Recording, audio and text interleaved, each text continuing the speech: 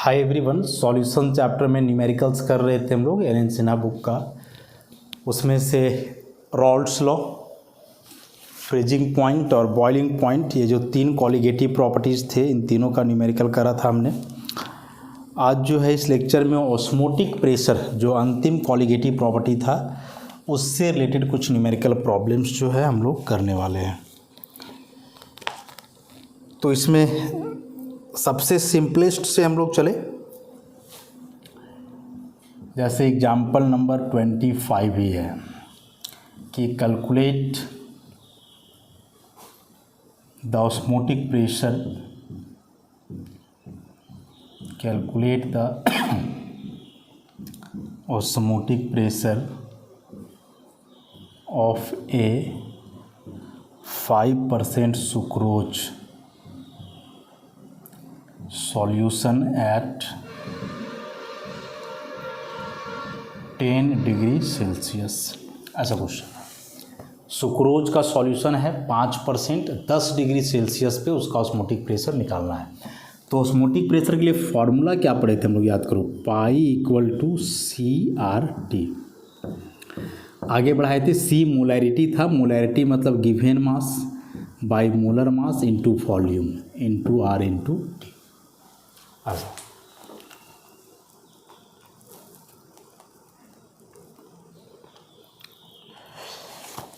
अब यहाँ से डाटा जो क्वेश्चन में दिया हुआ है, 5% सुक्रोज सॉल्यूशन।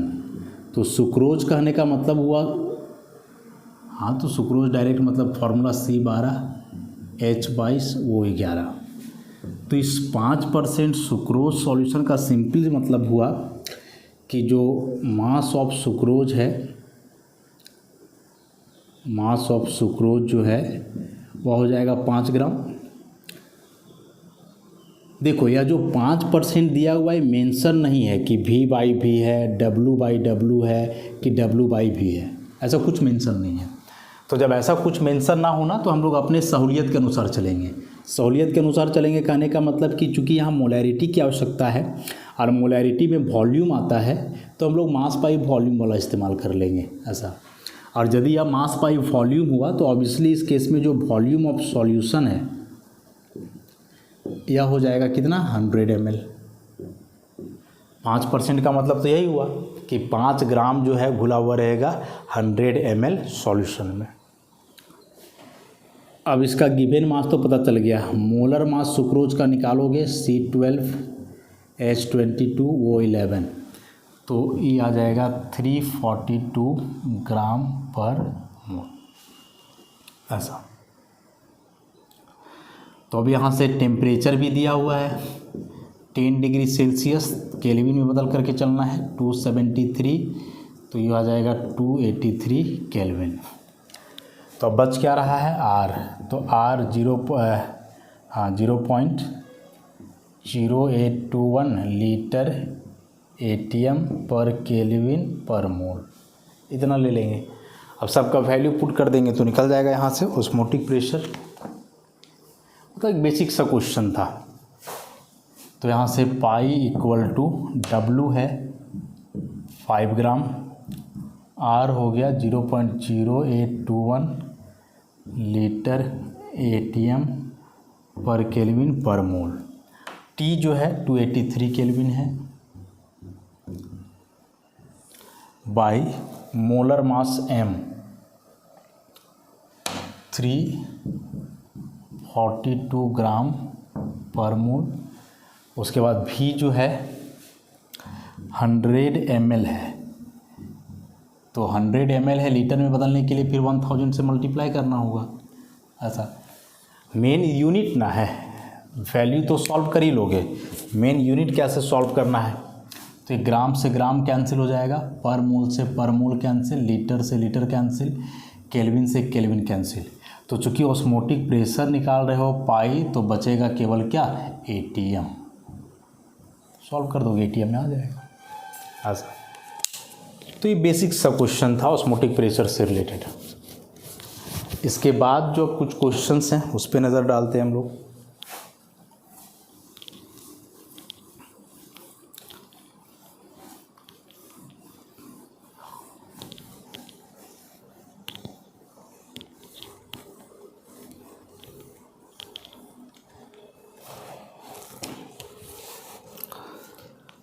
तो नेक्स्ट एग्जाम्पल नंबर 26 ही है।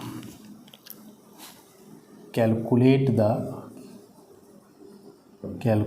The osmotic pressure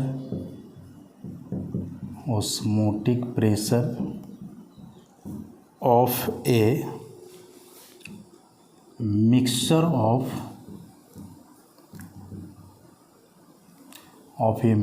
of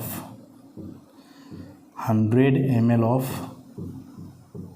6% urea solution and 100 ml of 18% glucose solution at 27 degree Celsius.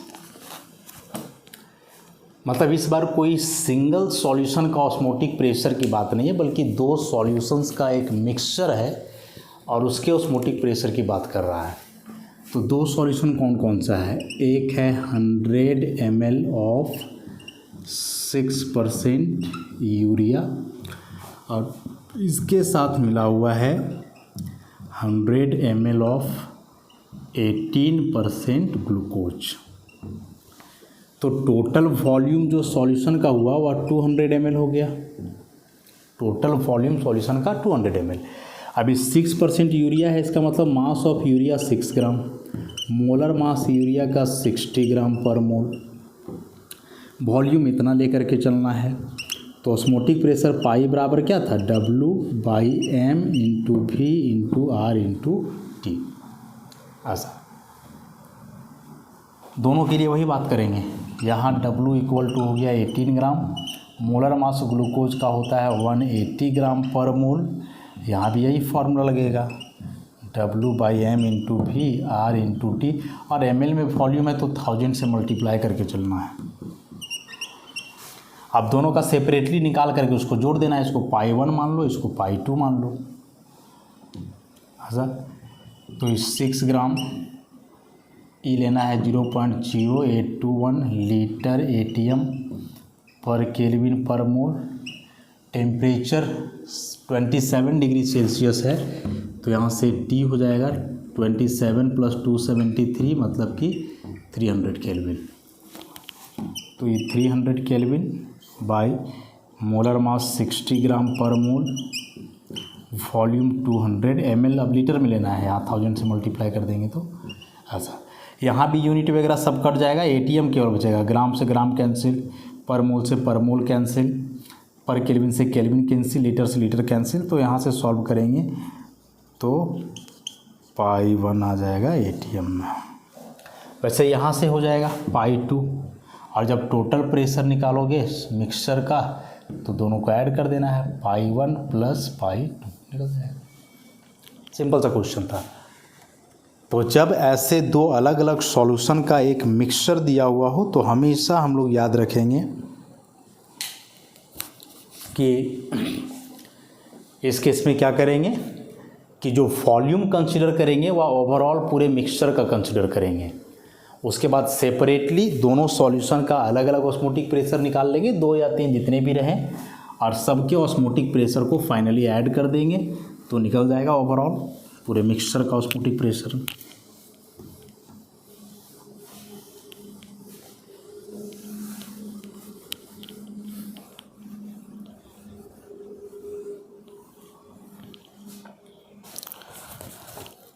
Next question थोड़ा सा अलग क्वेश्चन है तो इसको भी हम लोग बनाएंगे। Example number 27। 10% aqueous solution of A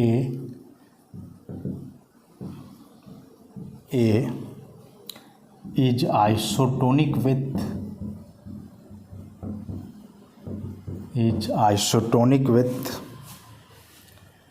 6%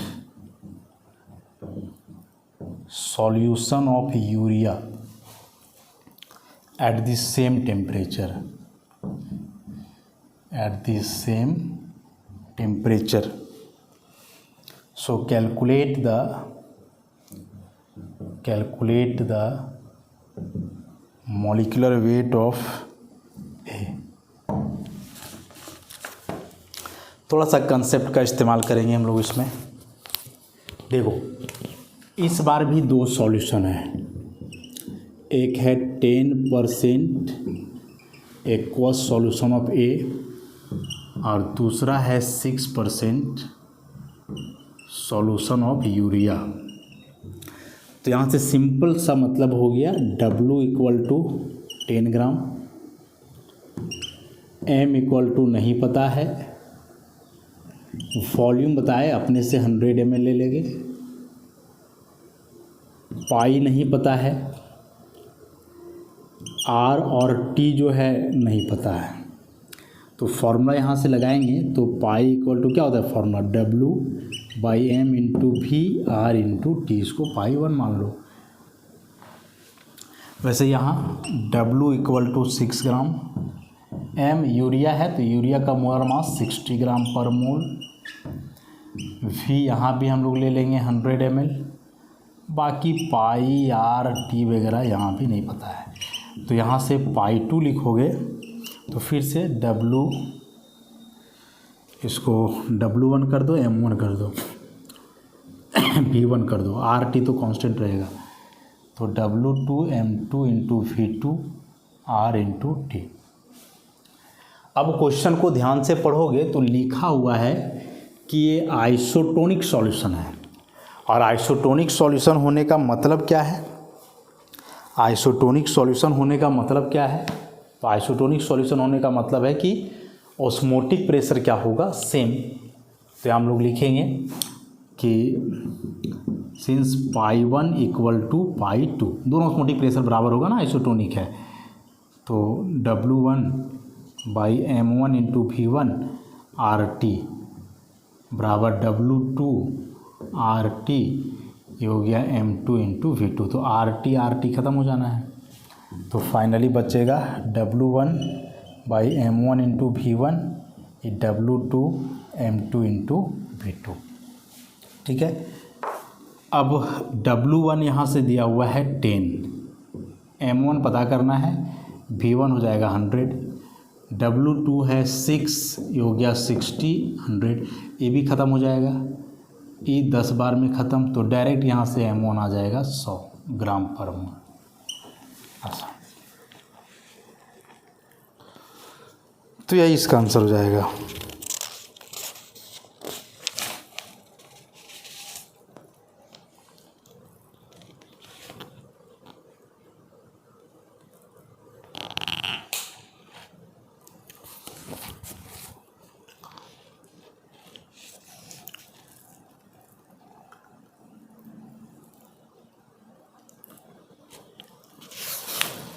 next question,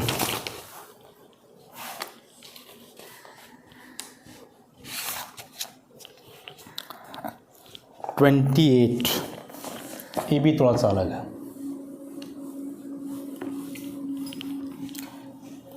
dissociation से जो है क्वेश्चन है next.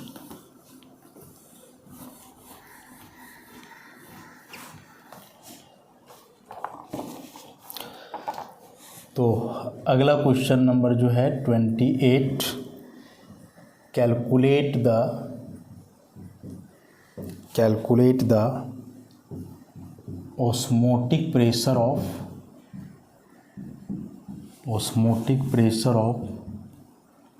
1 normal KCl solution at 27 degrees Celsius, which is dissociated to the extent of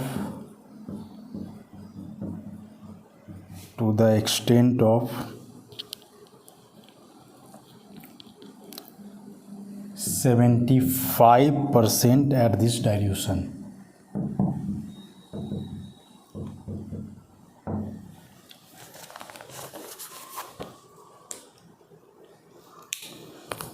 देखो ऑस्मोटिक प्रेशर का बार बार जो भी हम लोग लिख रहे हैं फॉर्मूला, उसमें मोलैरिटी ज़रूरत पड़ता है ना, CRT।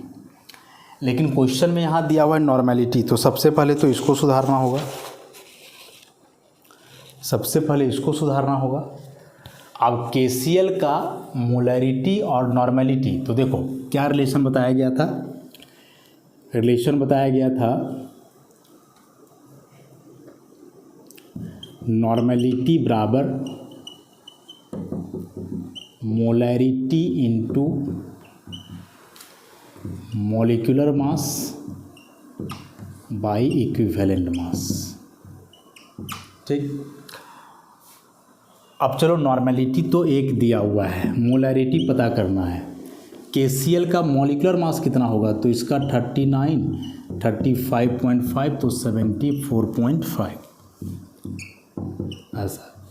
इक्विवेलेंट मास कितना, तो इक्विवेलेंट मास सॉल्ट के लिए निकलता है, तो क्या फॉर्मूला है, equivalent mass of A salt, क्या फॉर्मूला है उसका, फॉर्मूला मास या molar mass by number of metal atom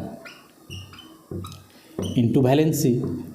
तो मॉलिक्यूलर मास तो इसका इतना ही है 74.5, मेटल एटम मतलब पोटासियम कितना है 1, और इसका वैलेंसी भी होता है 1, मतलब वही रहेगा 74.5, तो ये जाएगा 74.5, तो ये कट गया, तो डायरेक्ट मोलैरिटी भी आ गया कितना 1।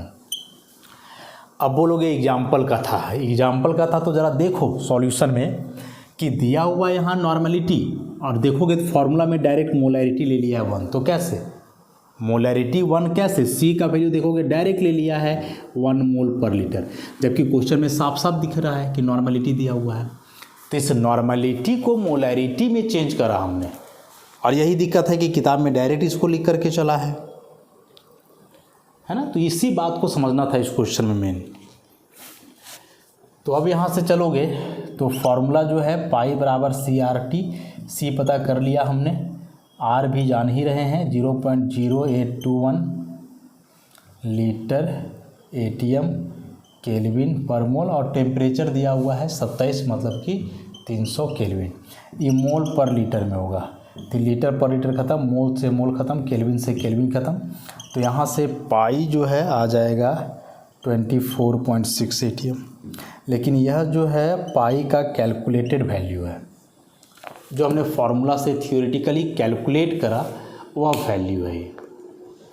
अब हम लोग जान रहे हैं कि जो KCl है, या KCl एक इलेक्ट्रोलाइट है, इलेक्ट्रोलाइट है मतलब जैसे ही यह सॉल्यूशन में जाएगा तो सॉल्यूशन में जाने के बाद यह डिसोसिएट करेगा, और सॉल्यूशन में जाने के बाद डिसोसिएट करेगा, इसका मतलब हुआ कि नंबर ऑफ पार्टिकल्स बढ़ जाएगा, और नंबर ऑफ पार्टिकल्स बढ़ जाएगा तो कॉलिगेटिव प्रॉपर्टी भी बढ़ जाएगा, क्योंकि कॉलिगेटिव प्रॉपर्टी जो है डायरेक्ट डिपेंड करता है नंबर ऑफ पार्टिकल्स पे।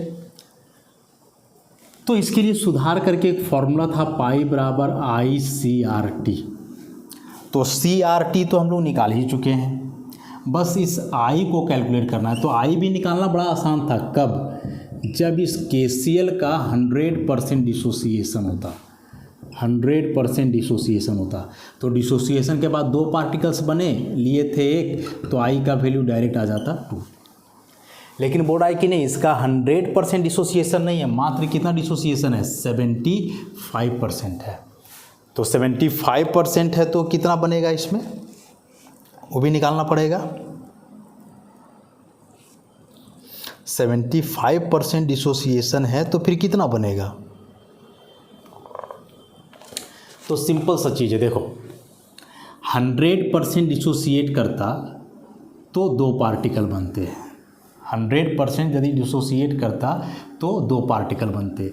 डिसोसिएशन यहाँ 75% है, मतलब डिग्री ऑफ डिसोसिएशन दिया हुआ है 75/100 मतलब 0.75, this is the degree of dissociation. तो वांट ऑफ फैक्टर I के लिए एक और फॉर्मूला हम लोग लिखे थे, 1+ थ्योरी में देखोगे n-1 इंटू अल्फ़ा, तो 1 + n मतलब कितने आयंस बन रहे हैं, तो 2 - 1 इंटू अल्फ़ा हो गया 0.75, तो 2 - 1 1 ही हो जाएगा, इतना से मल्टीप्लाई करोगे वही रहेगा, तो 1 + 0.75 मतलब 1.75, दिस इज द आई। तो एक आई यहाँ से आया 2, और यह तब होता जब इसका 100% डिसोसिएशन होता। लेकिन साफ साफ क्वेश्चन में लिख करके रखा है कि इस डाइल्यूशन में, मतलब इस कंसंट्रेशन में इसका 100% डिसोसिएशन ना हो करके 75 ही हो रहा है। हालांकि KCl स्ट्रॉन्ग इलेक्ट्रोलाइट है, तो नॉर्मल डाइल्यूशन में भी 100% डिसोसिएट करना चाहिए था, लेकिन क्वेश्चन बनाने के लिए जो है यहाँ 75% लिख करके इसको रखा है। तो यहाँ से हम लोग आई कैलकुलेट कर लिए केवल, ठीक है। अब इसी आई का वैल्यू यहाँ पुट कर दो, तो पाई ऑब्जर्व्ड हो जाएगा, कैलकुलेटेड जो था 24.6 इंटू 1.75, तो ये आ जाएगा कितना 43.05 ATM। ऐसा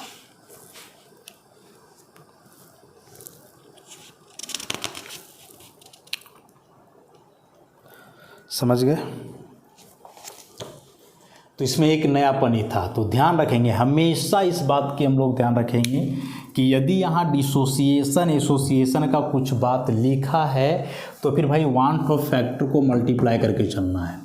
एबनॉर्मल मोलर मास एक टॉपिक हम लोग पढ़े थे ना, कि यदि इलेक्ट्रोलाइट का डिसोसिएशन या एसोसिएशन हो, माने किसी भी कारणवश सॉल्यूट पार्टिकल का संख्या चेंज कर जाए, तो हमेशा कॉलिगेटिव प्रॉपर्टी वहाँ वैरी करेगा। तो वान टू फैक्टर को इंक्लूड करना हम लोग वहाँ नहीं भूलेंगे, ऐसे उसको इंक्लूड करके चलना होगा।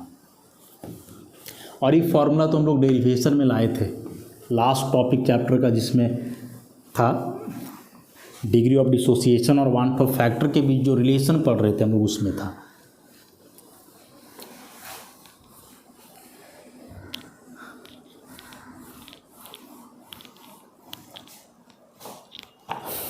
नेक्स्ट क्वेश्चन,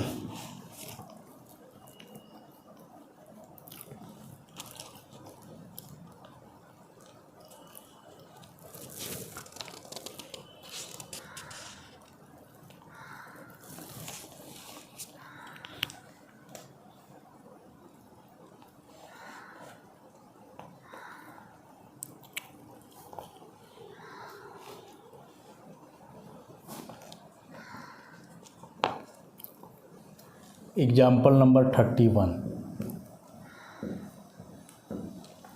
इसके बाद के कुछ क्वेश्चन सिमिलर हैं। 31 में है कि a solution of a non volatile solute in water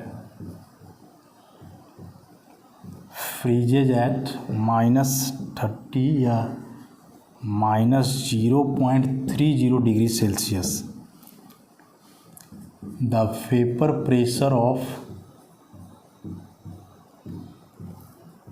pure water at 298 kelvin is 23.51 mmHg and KF water के लिए दिया हुआ है 1.86 केल्विन kg पर मोल। तो यहाँ से निकालना है calculate the vapour pressure of solution.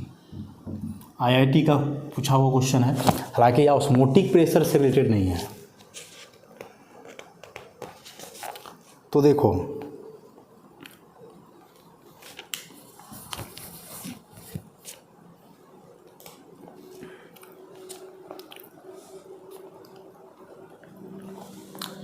यहाँ से इसको हम लोग करेंगे क्या, ई जो है फ्रीजिंग पॉइंट सॉल्यूशन का दिया हुआ है, मतलब कि TF -0.30 degree Celsius. Pure water का फ्रीजिंग पॉइंट जो होता है T0F, वह होता है 0 डिग्री सेल्सियस। तो यहाँ से डेल्टा TF निकालोगे कि T0F माइनस TF, तो 0 माइनस -0.30, तो आ जाएगा 0.30 डिग्री सेल्सियस, या इसी को 0.30 केल्विन। KF का वैल्यू तो डायरेक्ट दिया हुआ है, तो फॉर्मूला हमने क्या पढ़ा है, डेल्टा TF बराबर KF इंटू M।